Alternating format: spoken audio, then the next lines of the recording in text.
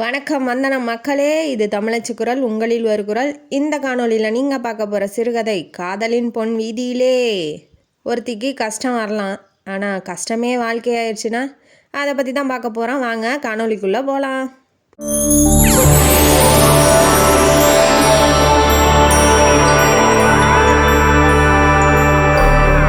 இந்த கதையோட ஆரம்பத்தில் தேவி அப்படிங்கிறவங்க 23 வயசு பெண். அவங்க 12வது வரைக்கும் தான் படிச்சிருக்காங்க. படிப்பு அதிகம் இல்லைங்கிறதுனால அவங்க வீட்டிலையே இருந்து வீட்டில் இருக்கிறவங்களுக்கெல்லாம் உதவி பண்ணிகிட்ருக்காங்க.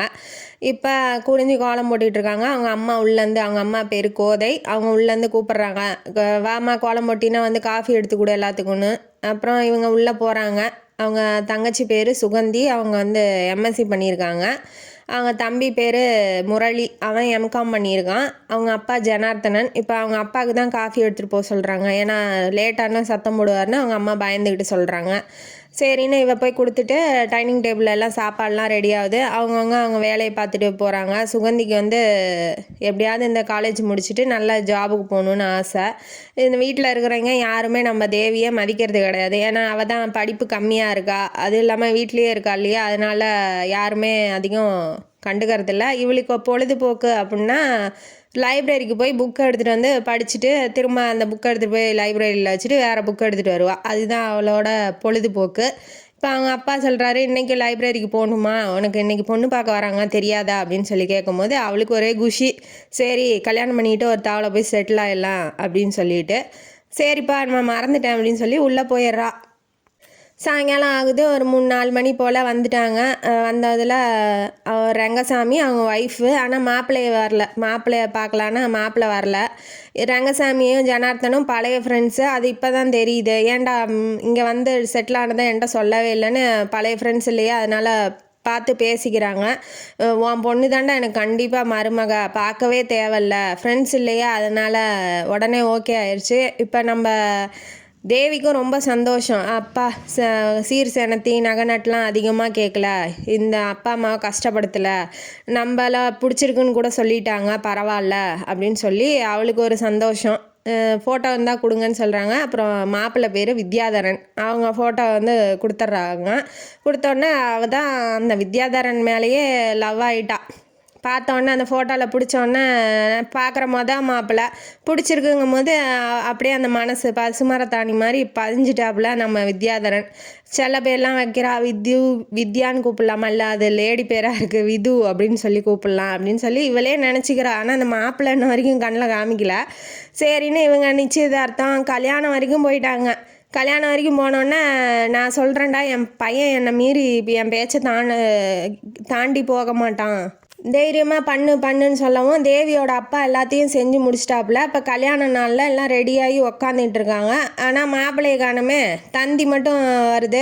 இந்த மாதிரி எனக்கு கல்யாணத்தில் இஷ்டம் இல்லை, நீங்கள் ஏன் பண்ணீங்கன்னு வித்யாதரன் குண்டை தூக்கி போட்டான். ஒரே அழுக, மண்டபம் ஃபுல்லாக எல்லாம் பொண்ணு மேலேயே. அதாவது ஆம்பளை என்ன தப்பு பண்ணாலும் பொம்பளை மேலே தான் எல்லாம் போடுவாங்க இல்லையா, இந்த பொண்ணுனால தான் இந்த கல்யாணம் நின்று போயிடுச்சு, இவ ஒரு அதிர்ஷ்டம் கட்டவ அப்படின்னு சொல்லி எல்லாரும் ஒரு மாதிரியாக பேசுகிறாங்க. அவளை பற்றி தப்பாக பேசுகிறாங்க. பத்தாவதுக்கு நம்ம தேவியோட அப்பா இருக்கார் இல்லையா ஜனார்த்தனன், சும்மா இல்லாமல் இருக்கிற கோவத்தில் வந்து அவளை அடிக்கிறாரு, போட்டு கண்ணமாக அடித்து, நீ ஒரு ராசி இல்லாதவ, உனக்கு கல்யாணமே ஆகாது, பெத்த அப்பா, ஊரே பேசினாலும் இவர் நிற்கிறதில்ல, அவளை போய் அடித்து, இவன் பேசாமல் இருந்திருந்தா கூட அந்த ஊர் அன்னையோட முடிச்சிருக்கோம் பேசிட்டு. இவர் போய் அடிக்கவும் இவன் மேலே தான் தப்பு, ஃபுல்லாக இவன் மேலே தான் தப்புன்னு சொல்லி எல்லாத்துக்கும் தெரிஞ்சிருது.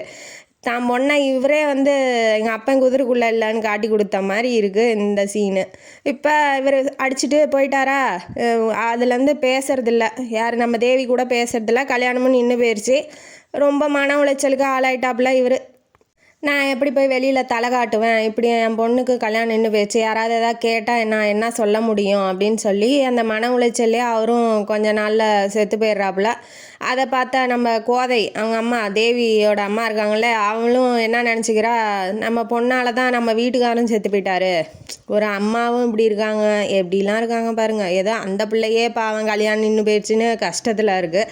அதை போய் ஆறுதல் சொல்லனாலும் பரவாயில்ல, இந்த அம்மா ஆறுதலாக தான் இருந்திருக்கும். அந்த மண்டபத்துலலாம் நல்லா தான் கவலைப்படாத, உன் மேலே தப்பு இல்லைன்னு தான் சொல்லியிருப்பாங்க. இப்போ அவங்க வீட்டுக்காரும் போனதுனால அவர் ராசி இல்லாதவளோ அப்படின்னு சொல்லி இவங்களும் நினைக்க ஆரம்பிக்கிறாங்க.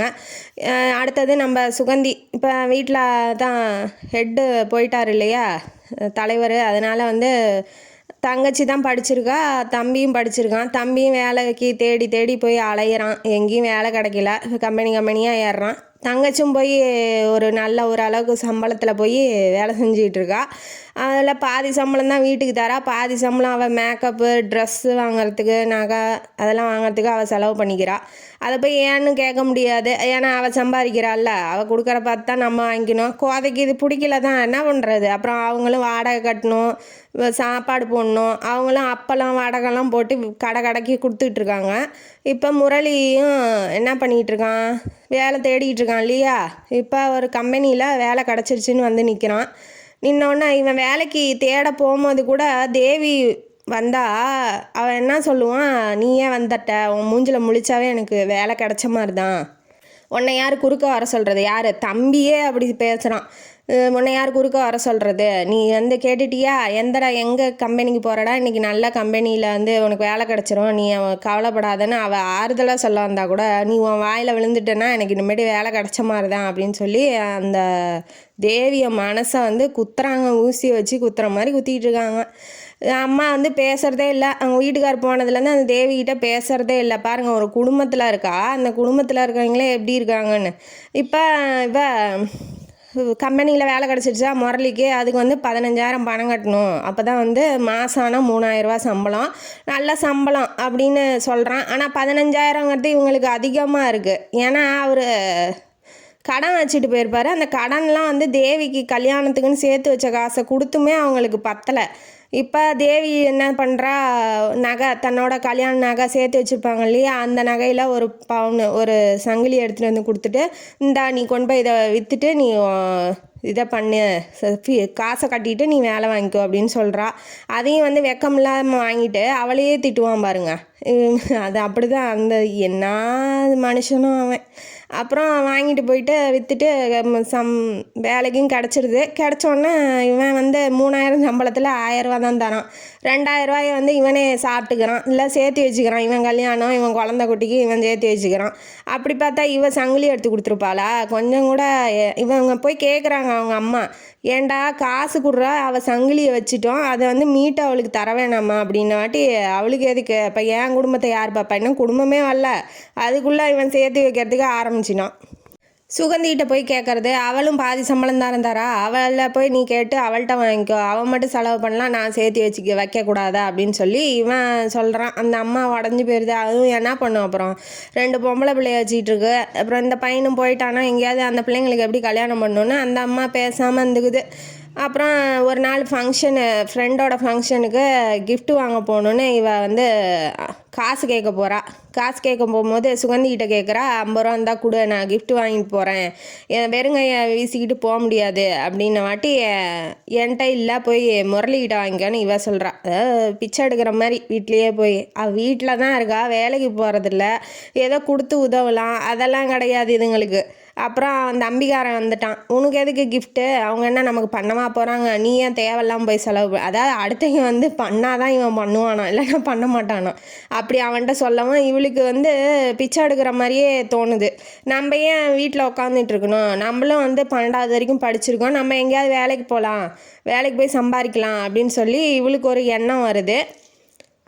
ஏன் இவன்ட்டையும் நம்ம போய் பேச்சு வாங்கணும் அப்படின்னு சொல்லிட்டு கம்பெனிக்கெலாம் எழுதி போடுறா, இன்டர்வியூவில் வேலைக்கு எழுதி போடுறா. இன்டர்வியூவுக்கு வருது, ஒரு 2-3 இடத்துல வருது. அவங்க நம்ம 10வதுக்கு போனால் அங்கே தான் பிஹெச்டி வரைக்கும் உட்காந்துருப்பாங்களே வேலைக்கு, இவளுக்கு எங்கே கிடைக்க போகுது. அதனால் அவன் என்ன பண்ணிட்டா, கிடைக்காது அப்படின்னு சொல்லி மன உளைச்சலுக்கு ஆளாயிட்டா. ஏன்னா வேலைக்கு போனாலும் கிடைக்கல, வீட்டில் இருக்கவங்களும் ஊசியில் குத்துற மாதிரி குத்துறாங்க, என்ன பண்ணுறது இந்த சூழ்நிலையில், அவள் போகிறதுக்கும் வழி இல்லை எங்கேயும் அப்படின்ட்டு ஒரு கம்பெனிலேருந்து கடைசியாக ஒரு லெட்ரு வருது, அதை எடுத்துகிட்டு போகிறா. போகும்போது அங்கே எம்டியாக உட்காந்துட்ருக்கிறது வந்து நம்ம வித்யாதரன். கல்யாணத்தை விட்டுட்டு ஓடினான் இல்லையா, அவனால தான் இப்போ வாழ்க்கையே பாருங்கள் எப்படி சூனியம் ஆயிடுச்சுன்னு. அவன் வந்து உட்காந்துட்டு இருக்கும்போது அவங்கள எங்கேயோ பார்த்துருக்கனே அப்படிங்கிறான். உடனே இவன் இருந்துக்கிட்டு நீங்கள் பார்க்க வாய்ப்பு இல்லையே, நான் தான் அவங்கள பார்த்துருக்கேன் அப்படின்னு சொல்கிறா. சொன்னோன்னா அந்த ரெஸ்யூமில் வந்து பயோடேட்டாவில் அவங்க அப்பா பேர் போட்டிருக்கும்ல, அதுலேருந்து அவன் வந்து கண்டுபிடிச்சிட்டான். ஓ நீங்களா, என்னை மன்னிச்சிருங்க, நான் ஒரு பொண்ணை வந்து 3 வருஷமாக காதலித்தேன், அவளை தான் கல்யாணம் பண்ணிக்கணும்னு இருந்தேன். அப்பா திடீர்னு பார்த்ததுனால என்னால் பதில் சொல்ல முடியல. உடனே அவளை கூட்டிகிட்டு வர்றதுக்கும் வெளியூருக்கு போயிட்டா, அவளை கூட்டிகிட்டு வந்து கல்யாணம் பண்ணுறதுக்கு எனக்கு லேட் ஆயிடுச்சு, அதனால் வந்து உங்கள்கிட்ட சொல்ல முடியல. இதை வந்து இவன் நிச்சயம் பண்ணுறாங்க, பொண்ணு பார்க்க வராங்க, அப்பயே லெட்ரு போட்டு சொல்ல வேண்டியதானே. கடைசியாக கல்யாணத்தப்போ போடணும். அவன் கல்யாணம் பண்ணிக்கிட்டு தான் இவளுக்கு லெட்டரே போட்டிருக்கான், தந்தி அடிச்சிருக்கான். அதனால் இவளுக்கு கோவம். அதை முன்னாடியே சொல்லியிருந்தா என் வாழ்க்கை இப்படி ஆயிருக்காதே அப்படின்னு சொல்லி மனசுக்குள்ளே நினச்சிக்கிறா. என்னால் தான் உங்கள் வாழ்க்கை போயிடுச்சு, நீ எத்தனை பேர் வந்திருக்காங்க, பிஹெச்டி முடிச்சவங்களாம் வந்திருக்காங்க, அவங்களுக்குலாம் நான் வேலை தரல, உங்களுக்கு தரேன். இவன் என்னன்னா அதை ஏன் சொல்லணுவேன், ஏன் நீங்கள் வேலைக்கு வாங்க அப்படின்னு சொல்லி சாதாரணமாக சொல்லியிருக்கலாம். உங்களுக்காக பண்ணுறேன், உங்களுக்காக செய்கிறேன் அப்படிங்கும் போது கருணை காட்டுற மாதிரி இருக்குது. அதனால் நீங்கள் பண்ண கருணை போதும், இதுக்கு மேலே எனக்கு உங்கள் கருணையெல்லாம் தேவையில்லைன்ட்டு இவன் எந்திரிச்சு வந்துட்டா. போடா அவன் வேலையும் ஆச்சு நீயும் ஆச்சுன்னு அவன் மனசு உடஞ்சி போயிட்டா. ஏன்னா முதல் காதல் ஃபோட்டோவில் பார்த்து ரொம்ப பிடிச்சி போயிருந்தது வித்யாதரன் தான். இப்போ வந்து சுக்கு நூறு ஆகிட்டா. அவன் என்ன நினைக்கிறா, அவன் மேலேயும் தப்பு இல்லை, ஒரு பொண்ணை லவ் பண்ணியிருக்கான், இப்போ அவளையும் விட்டுட்டு வர முடியாது இல்லையா, இது கொஞ்சம் முன்னாடியே போட்டிருக்கலாம், அந்த தப்பு தான் அவன் பண்ணல அப்படின்னு சொல்லி அதையுமே பாசிட்டிவாக தான் எடுத்துக்கிறான். மனசு உடஞ்சி போய் பஸ்ஸில் ஏறுறா. பஸ்ஸில் ஏறும்போது என்ன ஆகுது, பர்ஸை காணோம். டிக்கெட்டுன்னு கேட்குறான், பர்ஸையும் காணோம். அப்புறம் கண்டக்டர் கழுத்தா மட்டையில் அடித்து கீழே இறக்கி விட்டான். பாருங்கள் எவ்வளோ சோதனை வருதுன்னு. அங்கே ஒருத்தன் வாழ்க்கையே கெடுத்துட்டு உக்காந்துட்டு அவன் ஜாலியாக அவன் வாழ்க்கையில் இருக்கான். பஸ்ஸில் ஏறினா பஸ்ஸில் கூட போய் வீட்டுக்கு போய் சேர முடியல, அவன் நடுவுலையே இறக்கி விட்டுட்டானுங்க. நடந்து வந்துகிட்ருக்கா. என்னடா இதுன்னு வந்துட்டு இருக்கும்போது வீட்டுக்கிட்ட வந்துட்டா. வெளியிலேயே நம்ம கோதை அவங்க அம்மாவும் முரளியும் நின்றுட்டுருக்காங்க. அப்படியே நிப்பாட்டுறாங்க. இதை என்ன நினைக்கிறா, இவ்வளோ நேரம் லேட் ஆயிடுச்சு, நமக்காக என்ன வரலையேன்னு கவலைப்பட்டுட்டு நிற்கிறாங்கன்னு நிற்கிறா. ஆனால் அங்கே சீனே வேறு. அங்கே என்னன்னா சுகந்தியை வந்து பொண்ணு பார்க்க வந்திருக்காங்க. இப்போ இவளை உள்ளே அனுப்பிச்சி விட்டா காரியமே கெட்டு போயிடும். இவ தான் காலை வச்சா வந்து கெட்டு போய் நாசமாக போயிடும், அவள் மூஞ்ச பார்த்தா விளங்காமல் போயிடும்னு எல்லாம் குடும்பத்தில் இருக்கிறதே நினைக்கிதுங்களே. அப்புறம் அவள் என்ன பண்ணுவா, முரளி இருந்துக்கிட்டு எங்கே போகிற, இங்கே இரு, பின்னாடி பக்கமாக போய் உட்காரு, சுகந்தியை பொண்ணு பார்க்க வந்திருக்காங்க, நீ உன் மூஞ்சை கொண்டு போய் காமிக்காத தம்பி அப்படி சொல்கிறான். அப்புறம் இவன் என்ன பண்ணுவா, ஏற்கனவே அங்கே ஒருத்தன் வந்து இலவை கொட்டிகிட்டு வந்தா, அடுத்தது இங்கே வந்தால் இந்த இலவு, போய் தொலைங்க அப்படின்னு சொல்லிட்டு அவள் பின்னாடி போய் இருக்கிற ஃப்ரஸ்ட்ரேஷனில் உடம்பு சூடாயிருச்சு. அப்புறம் கிணத்துலேருந்து தண்ணியை மொண்டு 2 வாளி ஊற்றிட்டு, போங்கடா என்னம்மா இதெல்லாம் ஒரு வாழ்க்கையாடா அப்படின்னு சொல்லி அங்கேயே அப்படியே அந்த கல் மேலே தலையை வச்சு படுத்து அப்படியே தூங்கிட்டா, ஈரத்துலேயே தூங்கிட்டா. அவங்க அம்மா வராங்க, பார்க்குறாங்க, என்னாச்சு, பொண்ணை பார்த்து கஷ்டம்தான் படுறாங்க, என்ன பண்ணுவாங்க. அப்புறம் அவளும் கஷ்டப்படுறாளே அப்படின்னு சொல்லி அங்கேயே பாய போட்டு அவளுக்கு துணையாக படுத்துட்டாங்க. காலையில் விடியுது. இப்போ தேவிக்கு என்னென்னா சுகந்திக்கிட்ட போய் என்னாச்சு ஏதாச்சுன்னு கேட்கணுன்னு ஆசை. நம்ம கேட்டாலும் அதுக்கு ஏதாவது வந்துருச்சுன்னா நம்ம மேலே பழிய போட்டுருவாங்களேன்னு அந்த பயமும் இருக்குது. சரி எப்படியா இருந்தாலும் கேட்டு தானே ஆகணும், தங்கச்சியாச்சு நல்லா வாழணும்னு நினைக்கிறா. அது ரூம் கதவை தட்டினோன்னா என்னாச்சு சுகந்தி, நேற்று வந்து பார்க்க வந்தாங்களேன்னு கேட்கும்போது, ஒன்றும் இல்லை, உன்ட்ட சொல்லி எனக்கு என்ன வருது, போய் அவன் வேலையை பாருன்னு மூஞ்சில் அடித்தான். அதுவும் தங்கச்சியும் மூஞ்சில் அடித்த மாதிரி பேசுது. பேசினோன்னே இவளுக்கு என்ன சரி சொல்லு, பரவாயில்ல சொல்லு, என்னாச்சுன்னு சொல்லு. ஆமாம் நம்ம வந்து பணமாக வச்சுருக்கோம், அவங்க 15 பவுன் கேட்குறாங்க, நான் வந்து பேங்க்கில் லோன் போட்டாலும் எனக்கு அவ்வளோ காசு சேர்க்க முடியாது, நான் என்ன பண்ணுறது, என் நிலமை இப்படி இருக்குது அப்படின்னு சொல்லி அவள் வந்து அக்காவுக்கு கல்யாணம் ஆகலைன்னா கவலைப்படல, தனக்கு கல்யாணம் ஆகலை அப்படின்னு சொல்லி தான் கவலைப்படுறான். எப்படி செல்ஃபிஷாக இருக்காங்க பாருங்கள் தங்கச்சி தம்பியெல்லாம். இப்போ வந்து இவன் என்ன பண்ணுறா, பெட்டியிலேருந்து ஒரு 10 பவுன் எடுத்துகிட்டு வரா. அவங்க அப்பா வந்து அவள் கல்யாணத்துக்கு சேர்த்து வச்சதை இப்போ அவன் தங்கச்சிக்கு கொடுக்குறா. பைத்தியம் அது ஒரு பைத்தியம், நம்ம எதுவும் சொல்கிறதுக்கு இல்லை. போய் கொடுத்துட்டு இருந்தா நீ வச்சுக்கோ அப்படின்னு சொல்லி அவள் சுகந்திக்கிட்ட கொடுக்குறா. கொடுத்தோன்னே தேவியை இவ்வளோ திட்டியிருக்கோம். இப்போ இவளுக்கு தேவியை இவ்வளோ திட்டியிருக்கோம், இவெல்லாம் நமக்கு ஹெல்ப் பண்ணுறா, அக்கா நல்லவங்க தான், கொடுத்தாதான் அக்கா நல்லவ, கொடுக்கலனா அவள் வந்து தீண்டத்தகாதவ. அப்படி தான் அவங்கெல்லாம் ஏன்னா உலகத்துலேயே அப்படி தான் இருக்காங்க. சொந்தக்காரங்களாகட்டும், கூட பிறந்தவங்களாகட்டும், கொடுத்தா தான் நல்லவங்க, கொடுக்கலனா அவங்களாம் எதுக்கு தேவையில்ல அப்படிம்பாங்க. அந்த மாதிரி தான் இந்த சீனும். இப்போ கொடுத்தோன்னே அவள் நல்லவளை மீதி 5 பவுனுக்கு நீ லோன் போட்டு நீ பார்த்துக்கோ, உன் கல்யாணத்தை நடத்திக்கோ அப்படின்னு சொல்கிறாங்க. மாப்பிள்ளை வீட்லேயும் ஒத்துக்கிறாங்க. இப்போ கல்யாணத்துக்கும் இவ போக மாட்டேன்ட்டா. ஏன்னா ஏற்கனவே போய் காலை வச்சு நீ விளங்கலை, கல்யாணம் நின்றுச்சுன்னா வச்சுக்கோங்க, அதுக்கு இவன் மேலேயே பழிய போடுவாங்கன்னு எவ்வளோ வற்புறுத்தி கூப்பிட்றாங்க. இவ போக மாட்டேன் அப்படின்னு சொல்லிட்டா. இவ்வளோ கஷ்டப்படுறா, இவ்வளோ நல்லவளாக இருக்கா. தேவிக்கு ஒரு ஹீரோ மாதிரி ஒரு மாப்பிள்ளை கிடச்சி அவன் நல்லா இருந்தால் நல்லா இருக்கும்னு நினைக்கிறீங்க இல்லையா? நானும் அதை தான் நினைக்கிறேன். ஆசிரியரும் அதை நினச்சிருப்பாராட்டங்குது. அதனால் இப்போ நம்ம ஹீரோவோட இன்ட்ரடியூஸு. பக்கத்துலேயே லைப்ரரி இருக்கும். இவ போய் புக் வாங்கிட்டு வருவா இல்லையா? இப்போ வந்து அந்த லைப்ரரியை ரகுராஜ் அப்படிங்கிறவர் வாங்கிட்டாப்புல. அந்த ரகுராஜ் தான் ஹீரோ ஆஃப் த ஸ்டோரி. அவர் வந்து என்ன பண்ணுறாரு, லைப்ரரி நடத்திட்டு இருக்கும்போது தேவி போய் புக்கு வாங்கிறது போகிறது வரதெல்லாம் பார்த்துட்டு இவளை பற்றி பின்னாடி எல்லாம் பேசினா கூட அவர் முகத்தையும் அவளோட அமைதியான முகத்தையும் அவள் நடவடிக்கையும் பார்த்தா அவருக்கு எந்த விதமான தப்பு மாதிரி தெரியல. இப்போ அவரு கூட நல்லா ஃப்ரெண்டு மாதிரி பேசுகிறாப்புல. பேசும்போது தேவியை ரொம்ப அவருக்கு பிடிச்சி போயிடுது. நம்ம ரகுராஜ் எப்படி வந்து இந்த லைப்ரரியை வாங்கினாருங்கிறதுக்கு ஒரு கதை இருக்குது. அது என்ன அப்படின்னா, இவர் வந்து கிறிஸ்டினு. இவர் என்ன பண்ணுறாரு, ஊர்லேயே ஸ்டெல்லா அப்படிங்கிற ஒரு பொண்ணை வந்து லவ் பண்ணியிருப்பார். அந்த பொண்ணு ஃப்ரெண்டாக பழகியிருக்கேன்னு சொல்லியிருக்கு. இவர் வந்து சொல்லலை, ஃப்ரெண்டாக பழகியிருக்கு. இவர் வந்து என்ன பண்ணியிருக்காரு, லவ் பண்ணுது அப்படின்னு சொல்லி நினச்சிருக்காப்புல. அதை போய் அவங்க அப்பா அம்மாட்ட சொல்ல, ரகுவோட அம்மா அப்பாட்ட சொல்ல, இப்போ இந்த பக்கம் ஸ்டெல்லாவோட அம்மா அப்பாவும் ரகுவோட அம்மா அப்பாவும் சண்டை போட்டுட்ருக்காங்க. ஏற்கனவே ஆகாத குடும்பம். இப்போ இவர் போய் சொல்லிட்டாரா, அவங்க இவன் சொல்கிறான், ரகு சொல்கிறான் நம்பி பொண்ணு கேட்க வந்துடுறாங்க ஸ்டெல்லாவை. வந்தோடனே என்ன பண்ணுறாங்க, ஸ்டெல்லா வந்து என்ன சொல்லிடுறா, நான் வந்து ரஞ்சனை காதலிக்கிறேன். என்ன ரகு உங்களுக்கு தெரியாதா, நீங்கள் ஏன் இப்படிலாம் வந்து பேச வரீங்க, நான் வந்து உங்களை லவ் பண்ணல, ஃப்ரெண்டாக தான் பழகினேன்னு குண்டை தூக்கி போட்டா. இவனுக்கு மூஞ்சை எங்கே கொண்டு போய் வச்சுக்கிறதுனே தெரியல. காதல் சுக்குநூறாக நொறுங்கிடுச்சு அங்கேயே. இவர் பத்தாவதுக்கு சண்டை போடுற குடும்பம் வேற. அவன் கேவலமாக பேசி திட்டி விட்டுறான். ரகுவோட அப்பாவுக்கு செம்ம கோவம். பெரிய மனுஷன் அவர் ஊரில். அப்போ செம்ம கோவம் வந்துருச்சு. என் மானத்தை வாங்கிட்டு இனிமேட்டு இவன் அந்த வீட்டிலே இருக்கக்கூடாது அப்படின்னு சொல்லி திட்டி விட்டாரு.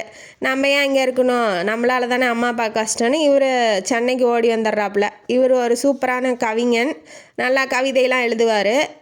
சினிமாவில் போய் சான்ஸ் கிடைக்குமான்னு தேடிட்டு இருக்கிறாரு. யாருக்கும் திறமை இருக்கிற அவனுக்கும் வாய்ப்பு கிடைக்காது இல்லையா? அதே தான் இவருக்கும் நடக்குது.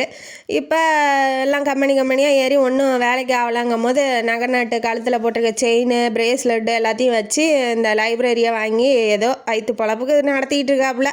இதுதான் இவரோட கதை. இப்போ இவர் தேவியை பார்த்தோன்னா பிடிச்சிருக்கு இல்லையா? அவள்கிட்ட தேவிகிட்ட போய் நம்ம லவ்வை வந்து ப்ரப்போஸ் பண்ணணும், எப்படி பண்ணுறது அப்படின்னு சொல்லி நினச்சிட்டு இருக்கிறாரு. புக்கில் வந்து கவிதை மாதிரி எழுதி லவ்வை தெரிவிக்கிற மாதிரி கவிதை மாதிரி எழுதி மடித்து அவள்கிட்ட தேவிகிட்ட கொடுத்தோன்னே தேவி வீட்டில் போய் திறந்து படித்து பார்க்குறா. அங்கே தான் ஒன்றும் பறந்து போயிடுது. காற்றுல பறந்து போனோன்னே இவன் என்ன அது வேற யாருக்கோ ரகு எழுதியிருக்காரு நம்ம புக்கில். இவளுக்கு தான் வாழ்க்கையே வெறுத்து போய் கிடக்குறாள்.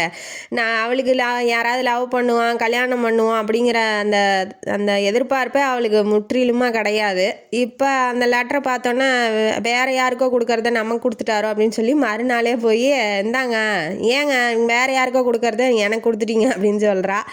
அவன் ரகு இருந்துக்கிட்டு உனக்கு தாம்மா கொடுத்தேன்னு மனசில் நினச்சிக்கிறான். ஆனால் எதுவும் சொல்லலை. ரகுவும் கொடுக்கணும் அப்படின்னு தான் தேவியும் விரும்புகிறா. ஏன்னா ஃப்ரெண்டாக இப்போ அவளோட ஃபீலிங்ஸை வந்து யாருக்கிட்டையும் ஷேர் பண்ண முடியாது. அம்மாவும் பேசுறதில்ல, தம்பி தங்கச்சிலாம் இந்த லட்சணத்தில் இருக்குங்க.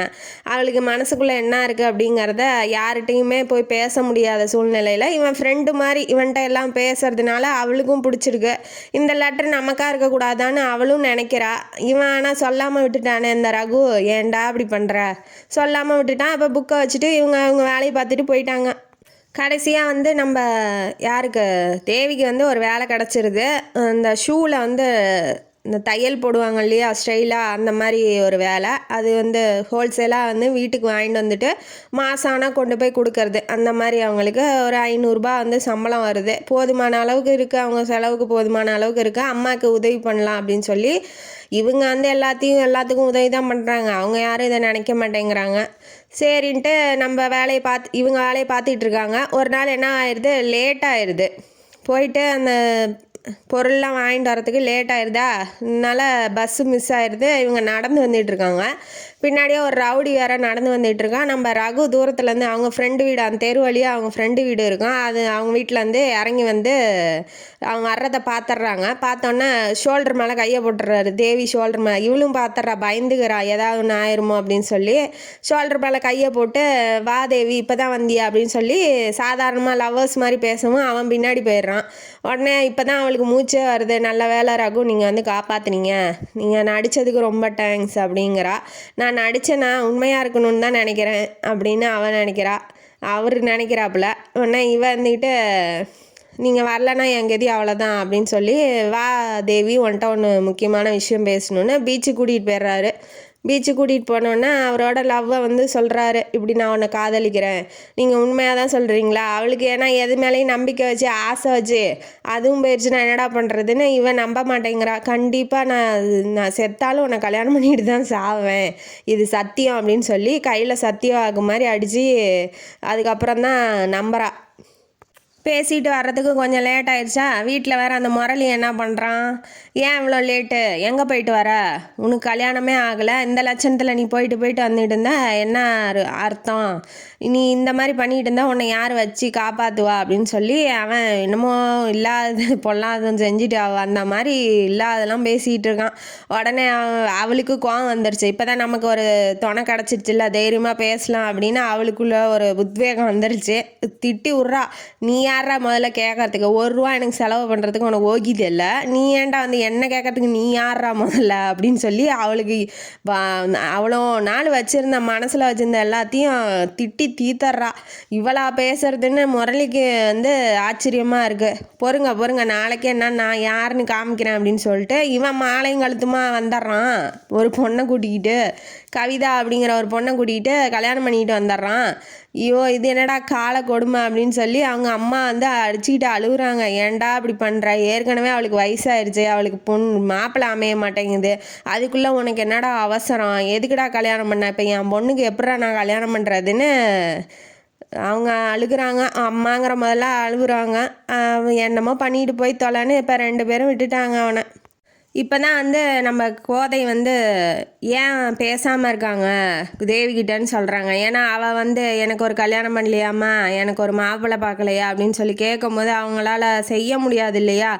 அதனால் பயந்துக்கிட்டு அவகிட்ட போய் ஆறுதல் சொல்லவா, என்ன சொல்லி ஆறுதல் சொல்லுவாங்க, பயப்படாதம்மா நீ வந்து என்னோடையே இரு, நான் சொல்ல முடியாது. அதனால் அவங்க பேசுகிறதே நிறுத்திட்டாங்க அப்படின்னு சொல்லி அந்த சண்டையில் சொல்கிறாங்க. இப்போ தான் அம்மா ஏன் பேசலை, அம்மா ஏன் நம்மள்ட்ட வந்து எதுவும் ஆறுதலாக சொல்ல அப்படிங்கிறது அவளுக்கு புரியுது. சரின்னு அமைதியாக விட்டுட்டா. இப்போ ரகுவை வந்து காணோம், ஒரு 2 வாரமாக காணோம். லைப்ரரியும் பூட்டியிருக்கு, எங்கே போனார் என்னாச்சுன்னு சொல்லி கவலைப்பட்டுக்கிட்டு இருக்கா. இப்போ தான் லவ் பண்ணோம், அதுக்குள்ளே ஆண்டவா உனக்கு பொறுக்கலையா, அதுக்குள்ளே என்னடா பண்ணீங்க அப்படின்னு சொல்லி கடவுளை வந்து திட்டிகிட்டு இருக்கா.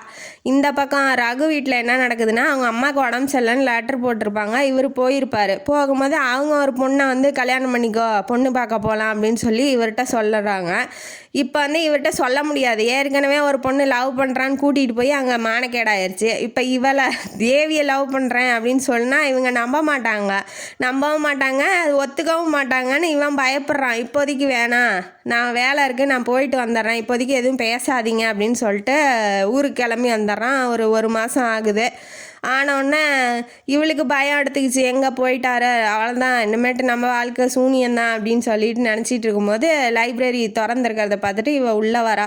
என்னாச்சுன்னு கேட்கும்போது, நீ பயப்படாத தேவி, நான் எங்கேயும் போக மாட்டேன், உடம்பு சரியில்லை அம்மாவுக்கு, அதனால் பார்க்கறதுக்கு போனேன், சாயங்காலம் பீச்சுக்கு வா பேசலாம் அப்படின்னு சொன்னவாட்டி பீச்சில் போய் என்ன சொல்கிறான், இப்படி பொண்ணு பார்த்துட்டாங்க, நம்ம வந்து கல்யாணம் பண்ணிக்கலாம் அதுக்கு முன்னாடியே, அப்போ தான் அவங்க அம்மா அப்பாவை சம்மதிக்க வைக்க முடியும், கல்யாணம் ஆகிட்டா எதுவும் பேச முடியாது இல்லையா, அதனால் சம்மதிக்க வைக்க முடியும், நீ ரெடியாரு, நான் வந்து உன்னை கூட்டிகிட்டு வந்துடுறேன் அப்படின்னு கேட்கும்போது ரகுட்ட வந்து நம்ம தேவி என்ன சொல்கிறா, எனக்கு ஒரு புடவை வாங்கித்தாங்க, நீங்கள் எனக்கு நிறையா புடவை வாங்கி தரணும், ஏன்னா ட்ரெஸ்ஸு கூட இல்லை அவளுக்கான தேவைகள் கூட அவளால் செஞ்சுக்க முடியல, யார்கிட்டையும் கேட்க முடியல, அப்படிங்கும்போது தன்னை ஒருத்தர் விரும்புகிறாரு, தன்னோட உணர்ச்சிகளை புரிஞ்சுக்கிறாரு, தன்கிட்ட அன்பு காட்டுறாரு அதிகமாக. அப்படிங்கும்போது யாராக இருந்தாலும் வீக் ஆயிடுவாங்க.